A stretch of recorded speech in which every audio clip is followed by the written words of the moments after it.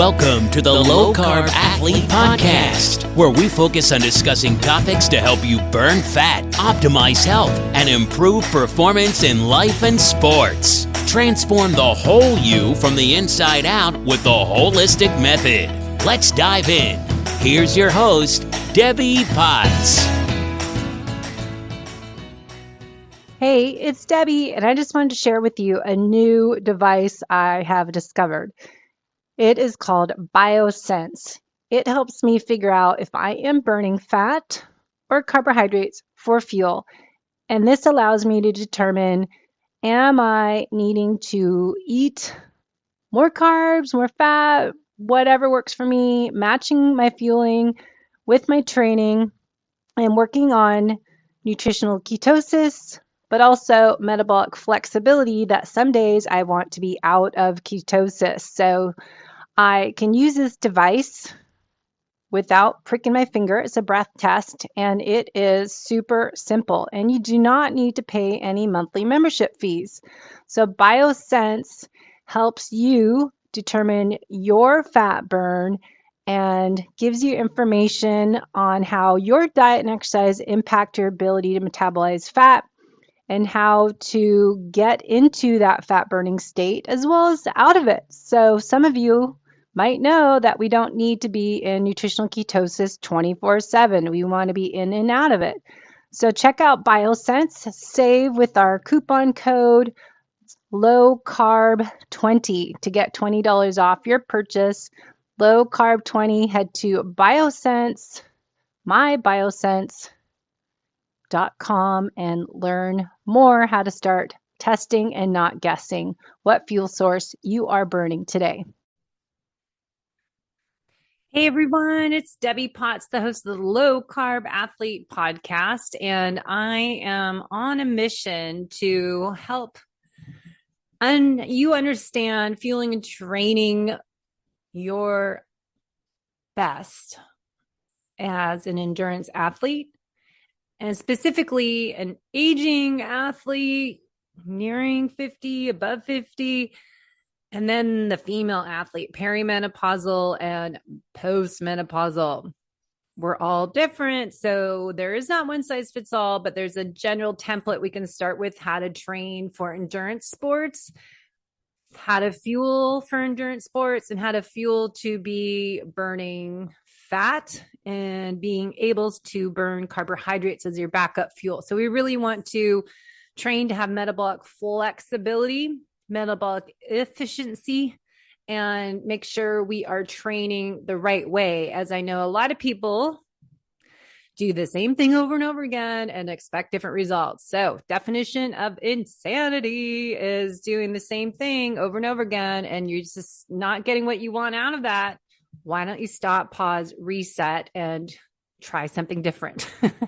So I do that as a coach, try to get people to do some functional lab testing and look at what they are doing for their fueling, their training, how to time their nutrition with their exercise, how to optimize the elements of the holistic method, which is nutrition and exercise. But then we really need to prioritize sleep, hygiene routine, stress management, and measure both of those. Track with your Aura ring, track your heart rate variability, track your deep sleep and REM sleep, and look at how you feel, not just tied to the numbers on your watch, but also how you feel. And then, of course, proper digestion is important as what you eat, but how you eat it and break down your food. And if we have poor gut dysfunction, we have other issues. So we've got training today. We're going to talk about something that's driving me nuts. There's a lot on podcasting. I know Peter, Tia, and Huberman Lab love their podcasts. Super geek out, science, research-based, lots of information. Great for my drives from my house in North San Diego to my mom's in Palm Desert, because they're like 2 hours long.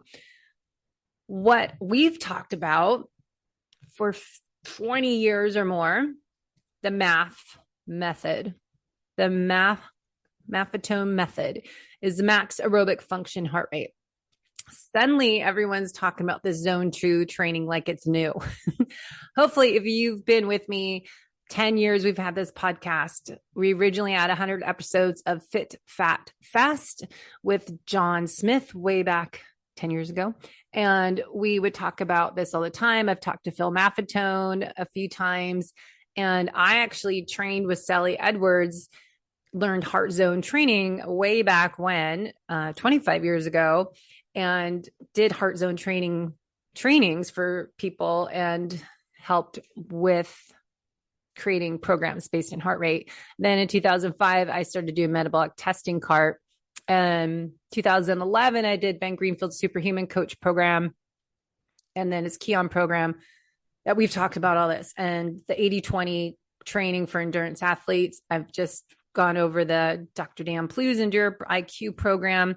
And I've also competed at a high level, top of my age group in endurance sports, triathlon, Ironman, but also marathons and cycling, long distance events from 2000 until 2013. And then it's been on and off since, trying to rebuild my body and redo how I approach life. Life is not a race, it is a journey. So I just want to revisit the math method. So if you're watching my YouTube channel, the Low Carb Athlete podcast, you'll be able to see these slides that I like to use just for visual cues for myself and guide me in my conversation with you. If you're listening audio version, I'll read out what I see on the screen and think about, and then put it on show notes. If you go to debbiepotts.net under podcast show notes, you'll find that about the 80-20 method on this episode. Now, the math method. Now, I trained with Mark Allen. I was in their Ironman elite team back in 2004 and was training with Mark Allen, where we use the math method, trained by heart rate. We create that base and then train.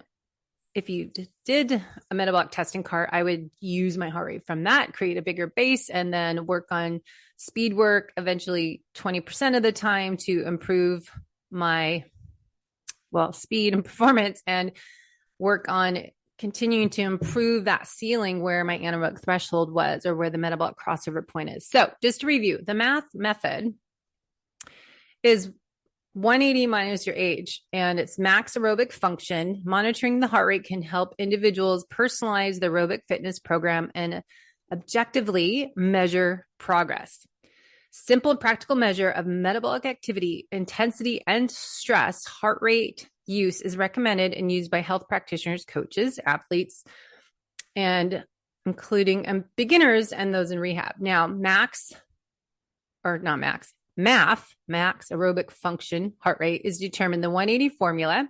You can check out philmaffetone.com/MAF/180/personalizing exercise heart rate to learn what your math ranges are. So for example, 180 minus your age, if you're 50 years old, you're going to go 180 minus 50. So your max aerobic function is 130 heart rate.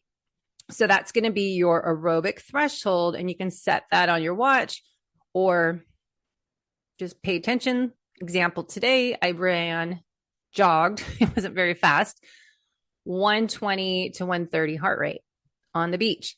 And it was amazing. It was sun was rising. It was a beautiful morning. Now, yesterday I did hill repeats, 1 minute hard hill repeats on Torrey Pines at the end of my workout. And I did some 30-second sprints before that. Now, since I did hard as I could yesterday, today is easy. I go by my heart rate, max aerobic function heart rate. My point I want to make today in this episode is this not the same as zone 2? Like zone 1, zone 2. Dr. Stacy Sims talks about, doing your training in zone 1 and then doing all out sprints, 10 to 30 seconds for females, menopausal and right before perimenopausal. For endurance athletes, we've talked about this. As I said, Maffetone, I think 30 years ago, did this.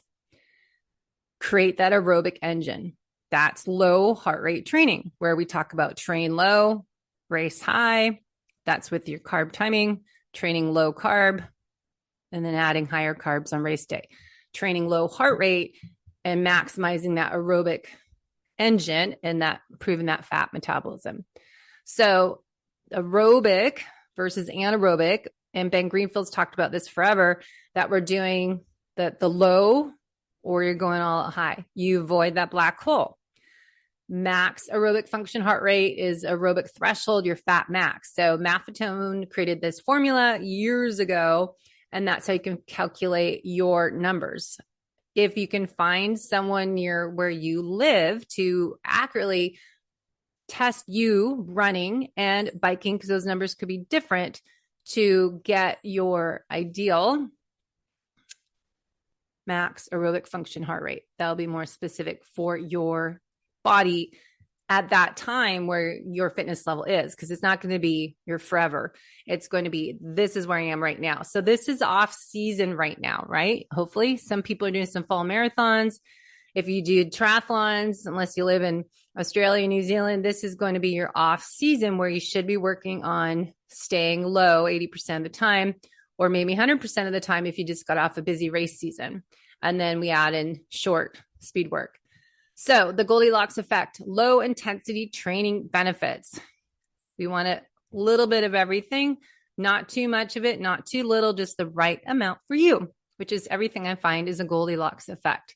So finding that right amount for you is what you do working with a coach. And we have the ability to track your recovery and repair, make sure, hey, I need 2 days in between these hard workouts, not one. Let's alternate that hard, easy, hard, and looking at your recovery so you can actually go hard when you need to go hard. Now, the zone 2 workouts that everyone's talking about, Peter, Tia, all these podcasts seems to be zone 2. I interpret it as the same as what Maffetone, what we've talked about for years, this high aerobic training zone. So staying around that 120 heart rate and trying to run and pace yourself, whatever that run, jog, fast walk might be, and just switch your Garmin watch or whatever you wear for tracking your heart rate, just have heart rate on your screen. So what are the benefits of low intensity training, endurance, exercise? We're protecting your body from metabolic syndrome, recovery from high intensity activity, which is what I did today, and improving your resilience to oxidative stress, aging. So a lot of athletes, which is kind of my point on this podcast, to be fit and healthy athlete and focus on training yourself for your events and races this year, but your future self, how you're going to be living in 20, 30 years from now, is really essential for these sports that we do. These long distance events are creating stress and oxidative damage on your body. So we really need to prioritize how we recover in between sessions by the way we train and by our supplement, nutrition, and biohacking type of recovery things we can do, like the Normatec boots and infrared, hot, cold, and all that. Now, anaerobic HIIT training, I think both of these, you need a heart rate monitor, because a lot of people, we don't know how to go easy enough and we don't know to go hard enough. And then some people are just, they go for a run and they're just stuck at 150, 160 heart rate, where they should just be 130 for their easy zone 1 math method heart rate training workout. And then when they're doing the HIIT training, they should be 160, 170, and then all the way back down to 130. So anaerobic high intensity intervals, they are beneficial, but also anything too much is not beneficial, right? So we've got to find that Goldilocks effect for how much speed work is going to give me the positive bang for the buck, minimal effective dose, and not overtrain, because a lot of people do too much anaerobic training. And that's maybe why this whole zone 2 trend right now is popular, because so many people are doing sprints all the time. I know I don't have the ability to sprint back-to-back days. Yesterday I did sprints, and today there's nothing going to happen in those legs to sprint. I just finished my slow run jog at 120, 130 heart rate. And then I did some 20-second pickups at the finish, just because I was going so sluggish, and it feels good to shake it out. Because there's also part of me that thinks if you train slow and low all the time, you lose the ability to pick it up and go all out. So I do believe this is beneficial to do the HIIT training, 10, 30-second sprints, all out, fast as you can, recovery-based training. Don't do your next sprint until your heart rate's all the way back down to, say, like 100 or 120. So we can have the HIIT training the right amount, but we don't want to have too much of it because we can reduce immune function. We can slow down muscle repair. We can increase inflammation, increase risk of muscle injury, and reduce or impair fat burning if you do it too much. Now, fasted or fed exercise is what we've talked about a zillion times this year. And fasted exercise is different for females than men.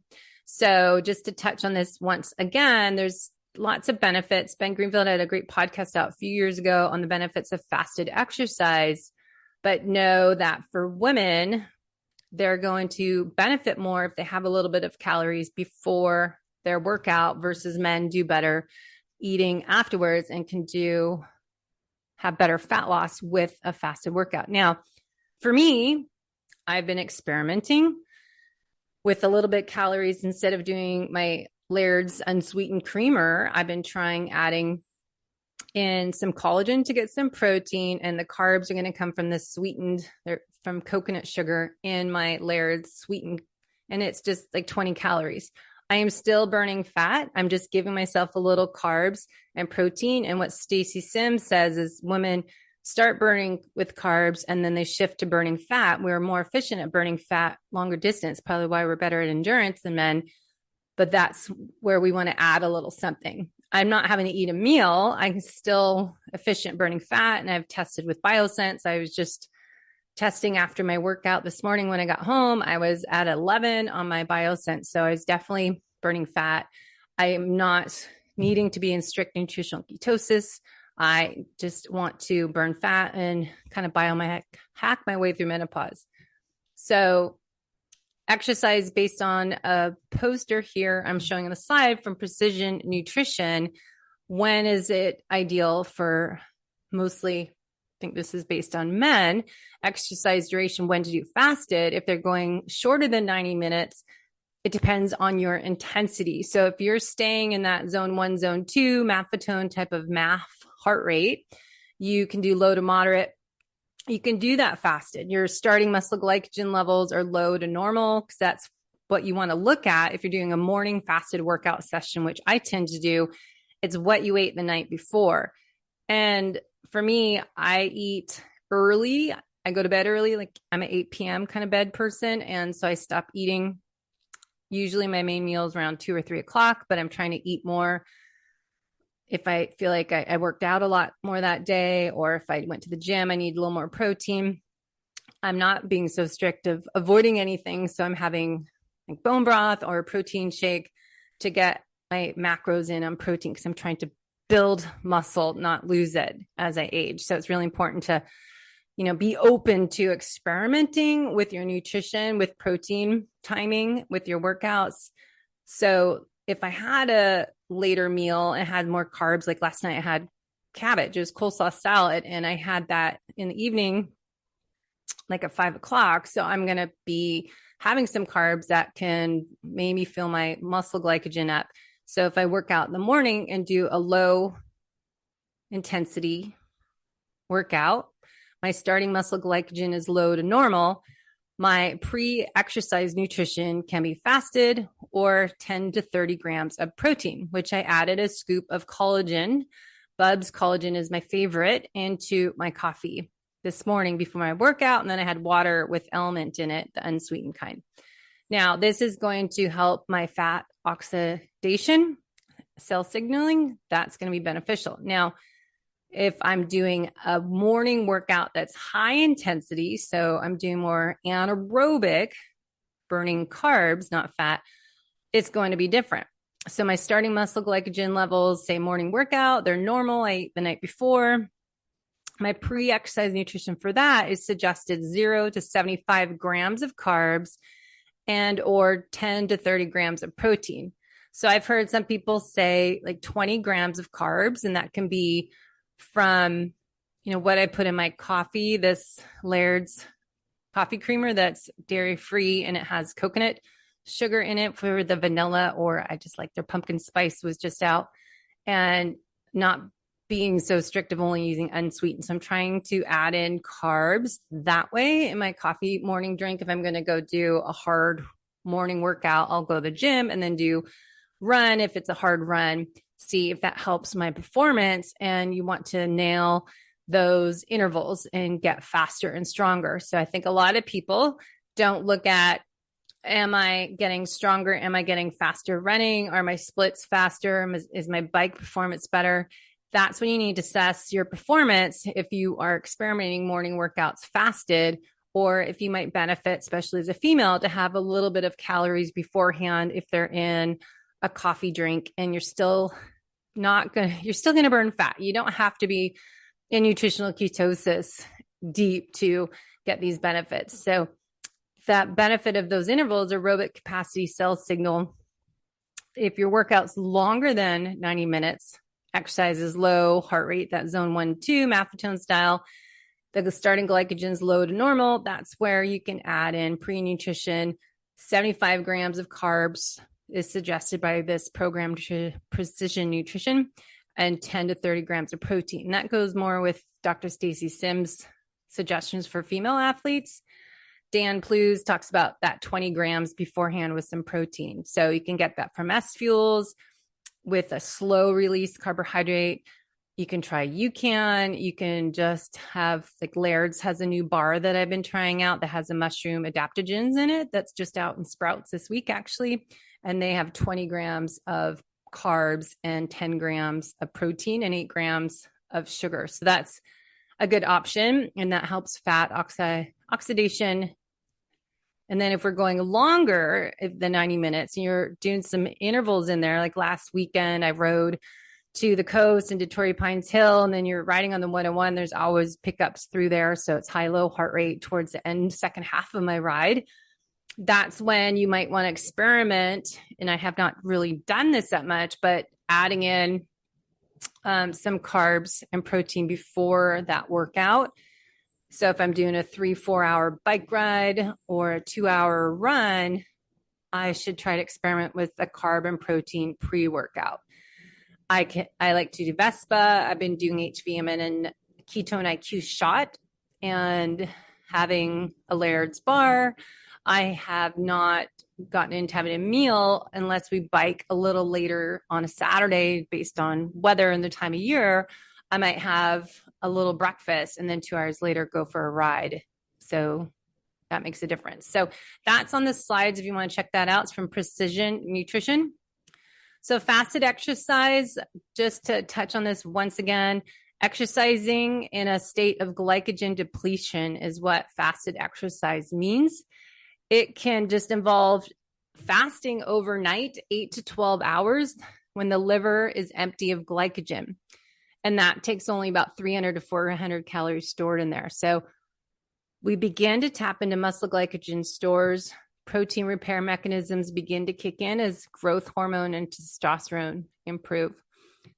So if we fasted 4 to 5 hours as eating, going for lunch, then do a workout before dinner, intermittent fasting, let's work this out. So if you're eating dinner, you work out in the morning, or you work out, say, late afternoon, you can get some benefits in there. Ideally, exercise in the early evening when the body's primed, say like 3 o'clock, and then you wait to eat 2 hours after that for dinner.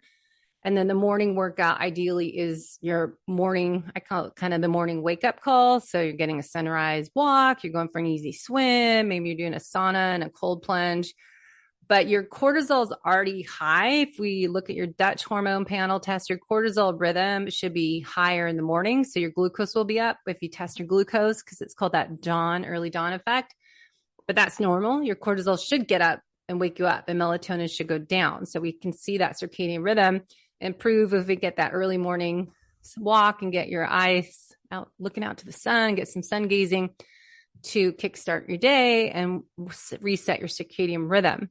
So we don't need to activate our sympathetic nervous system with a hard workout in the morning because our cortisol is already elevated naturally. So that's the recommendation.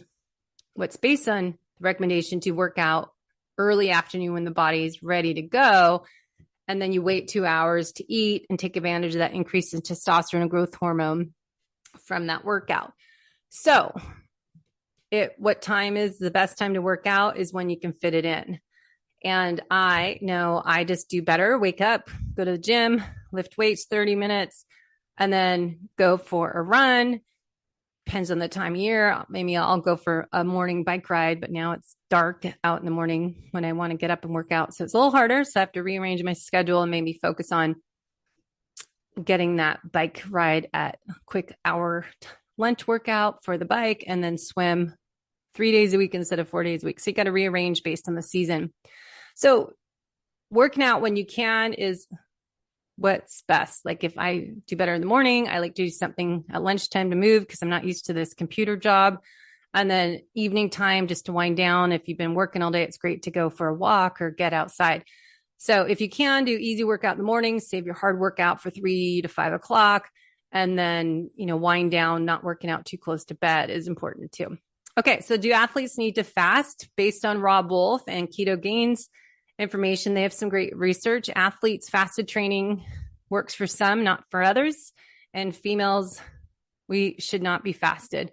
And there's only, if you look at my Endure IQ information, when I work with female athletes, I go through the best days of their menstrual cycle to do a fasted exercise. And it's only 2 or 3 times a week during their cycle. And it's like mid part of their cycle. So stress people, if you're already stressed out, like a lot of my clients are, they already are too overwhelmed. Doing a fasted workout ends up being another stressor because their body is already on high alert. So some people eating a little bit of calories before is going to help their body not feel like it's in this emergency state. So you have to look at all of this as it depends. It depends on you. And that's why it's important to, work with a coach. And that's why I do a new client assessment to review. Well, let's look at what you're doing now and see what we need to tweak and adjust. And then my accelerator program is looking at functional lab testing to figure out a program for you based on labs and based on your nutritional therapy and lifestyle and exercise routine. And then I have my VIP program where we do it all and we go 6 months or more, just full time, working on everything of the holistic method. But the female athletes, this is what I did too much of. This is why I talk about it, because I was doing this for years, doing OMAD, doing 2-3 workouts a day, just drinking fat coffee. I did all this for the past 10 years, and I have the hormones of postmenopausal women. My thyroid's super low. My insulin resistance is high for someone that's low carb. And I am, not strict low carb. Low carb could be 100 to 200 grams. So it depends on your workout load. But I'm burning fat based on my blood sugar Keto Mojo. I've used NutriSense and I'm using BioSense to track, and I'm burning fat. So it's not that I have to do 0 carbs. I need to time my carbs, and they have to be real food, not crappy carbs. So female athletes, if you're already stressed from heavy training, work demands, personal issues, ease up on the fasting.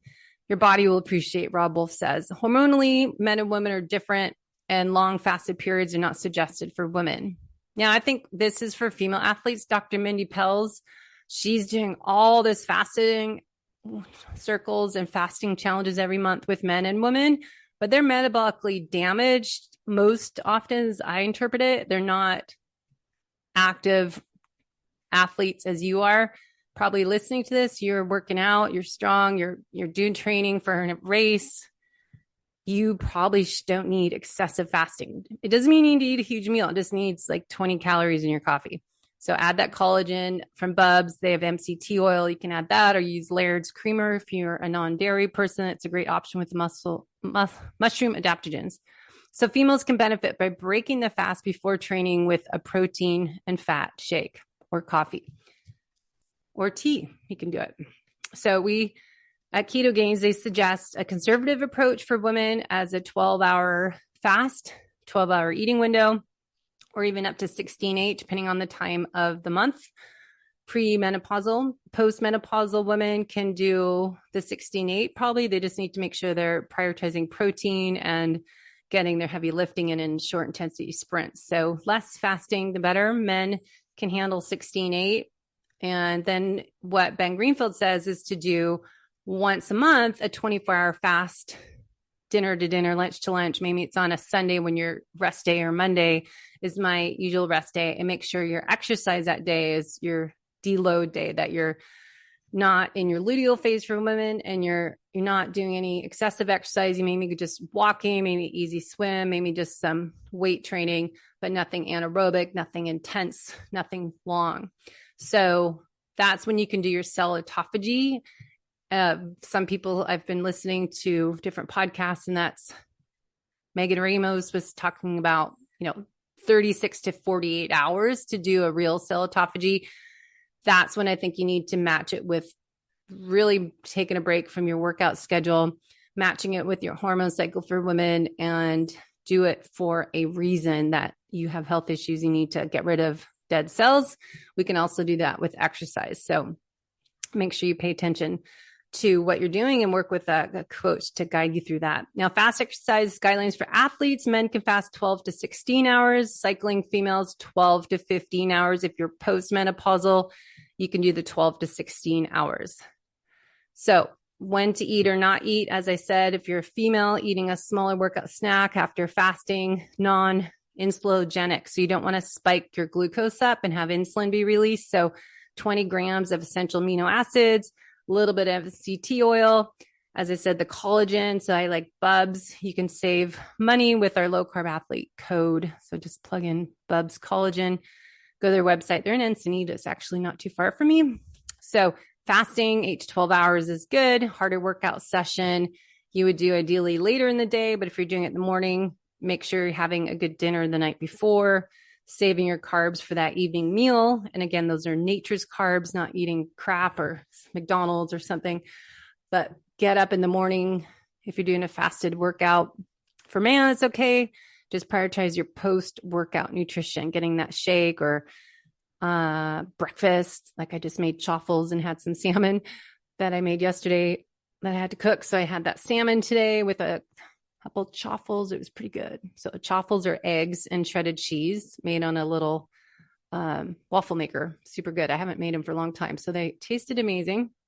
So only if it's going to be a really hard workout, an hour long strength training workout, CrossFit, WOD, something like that, you should just do some calories beforehand. So if you're getting up in the morning, do a hard exercise session, you've been fasting 8 to 12 hours, women, you need to eat a little something. And don't be afraid. You're still going to burn fat. You're just going to improve your performance, improve your strength, improve your speed and power. So just remember that we're still going to be burning fat. It's okay. Because women have this hormone you're going to keep hearing about from me and everybody else talking about this subject, kisspeptin. Women are more sensitive to the men. If kisspeptin hormone is disrupted, the sex hormones are not produced as they should be. If the brain perceives deficiency in nutrients as carbohydrates going too low, or I think in not eating anything, too low in calories, because I tend to do that too. I'm trying to eat more because I'm not hungry and I'm busy and I'm working out and working all day. That it's like I eat one big meal and I'm full. So you have to sometimes get more calories in with a shake or bone broth or essential amino acids, at least something like that. But you can have reduction in kisspeptin stimulation if your brain thinks you have lack of energy. So that negative energy can increase the appetite and reduce sensitivity to insulin. So if you're more hungry and you're insulin sensitive, this is probably what happened to me a few years ago. Is I was doing this fasted exercise way too much and just not hungry and working out and thriving, but my body became insulin resistant. So, which is my own interpretation, because the doctors, unless you do your own lab testing, which this insulin marker on Ulta Labs, by the way, $26. Doctors will not test this until you're diabetic, which is baloney. So get your health care into your own hands, order your own functional labs, work with a coach to interpret the results. So some research shows intermittent fasting may cause impaired glucose intolerance in women, but not in men. So this is why Dr. Sims is against fasted exercise for women, and she's against keto. which I think is, we're more insulin resistant as we get older, and postmenopausal women are more carb sensitive. So we need to go low carb, but she doesn't say keto means maybe 50 grams of carbs. So it depends what your interpretation to be showing some nutritional ketosis. I can eat a lot of carbs and still show nutritional ketosis. So I don't know. It's confusing out there. So fasting for autophagy, just again, Rob Wolf has great tips. I love what he says. Fasting keeps your blood sugar and insulin levels low, but autophagy is strongly linked to longevity. When autophagy is compromised, the risk of degenerative disease rises. Fasting flips this longevity program for free. And that's why Dr. Mindy Pelz is on a mission to get people fasting, because it costs $0. But Rob Wolf says coffee, strength training, and getting some sun, which I do often hear, enhances autophagy. So do some of all these things, but don't rely exclusively on fasting. That's from Rob Wolf, and you can get his free fasting guide ebook on his website. Coffee, strength training, getting in the sun. Who doesn't want that? So do your strength training and not be afraid of that. Dr. Dan Plews, and we're almost done our 30 minutes here. I'm up on my time. Dan Plews on Endure IQ talks about fasted exercise. Fasted training and training low glycogen availability are both beneficial for improving training. We want to look at what we're doing.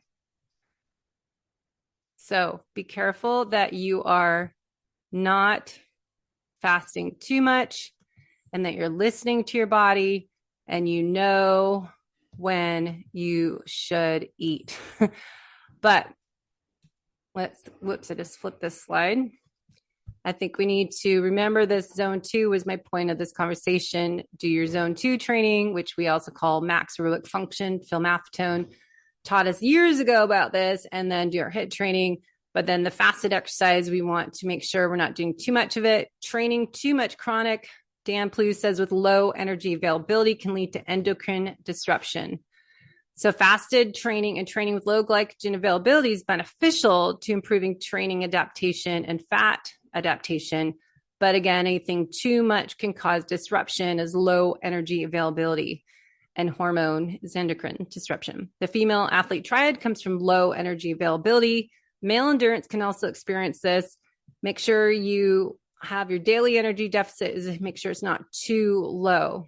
So check that you're eating enough.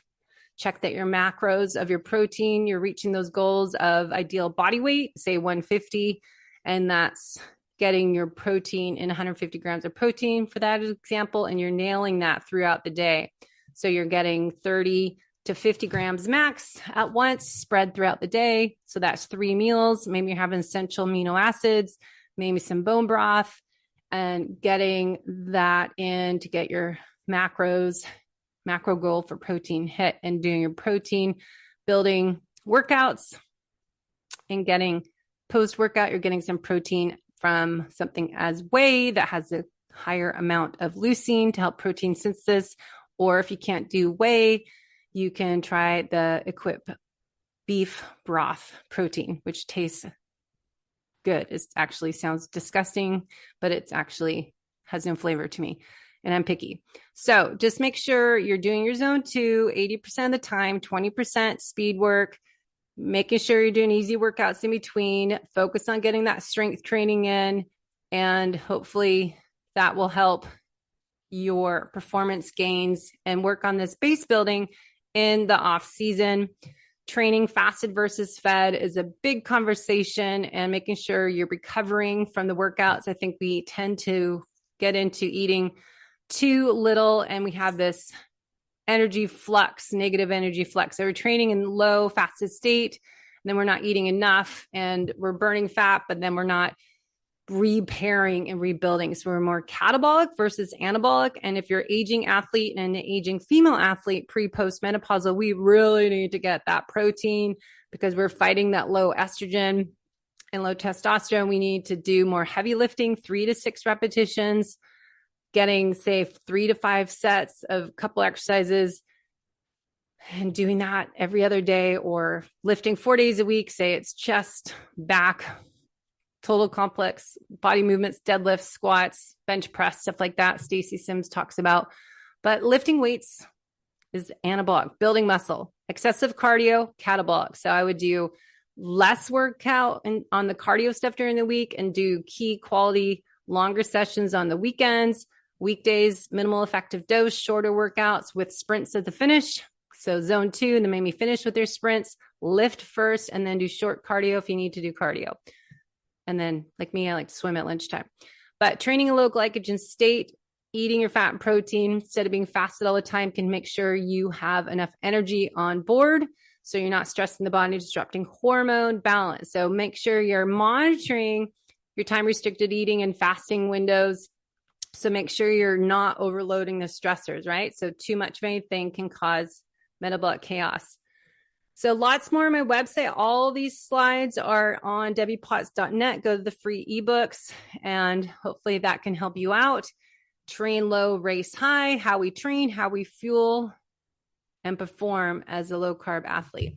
So with that, I will end the show today, and let me know if you have questions. You can schedule a discovery call with me, Coach Debbie Potts, on my website, debbiepotts.net. Hope you enjoyed it. Thank you. Thanks for listening to the Low Carb Athlete Podcast. If you have any questions, feedback, or topic suggestions, let us know on Facebook or at debbiepotts.net. You can help us to continue to grow by leaving a review on iTunes. Thanks again, and we'll see you next time.